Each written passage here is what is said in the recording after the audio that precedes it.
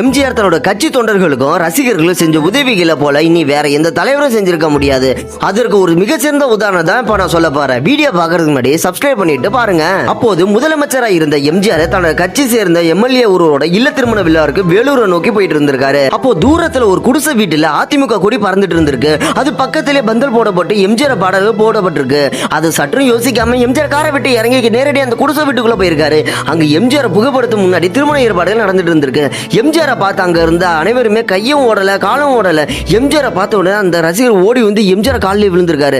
தலைவரே, உங்க போட்டோ முன்னாடி தான் என்னோட மகனோட திருமணத்தை நடத்தலாம்னு முடிவு பண்ணியிருந்தேன். ஆனா கடவுள் புண்ணியத்துல நீங்களே இங்க வந்துட்டீங்களேன்னு கண்கலங்க அந்த ரசிகர் கூற, அதை கேட்டு நெகிழ்ச்சி அடைந்த எம்ஜிஆர் அந்த ரசிகரை கட்டி அணைச்சுக்கிட்டாரு. அது மட்டும் இல்லாம கட்சி எம்எல்ஏவோட இல்ல திருமண விழாவுக்கு வாங்கி வந்த விலையுயர்ந்த பரிசு பொருட்களையும் தங்க நகையிலும் அந்த சாதாரண தொண்டனுக்கு கொடுத்துட்டு மணமக்களை வாழ்த்திட்டு வந்திருக்காரு எம்ஜிஆர். உங்களுக்கு எம்ஜிஆர் பிடிக்கணும் லைக் பண்ணிட்டு சப்ஸ்கிரைப் பண்ணுங்க.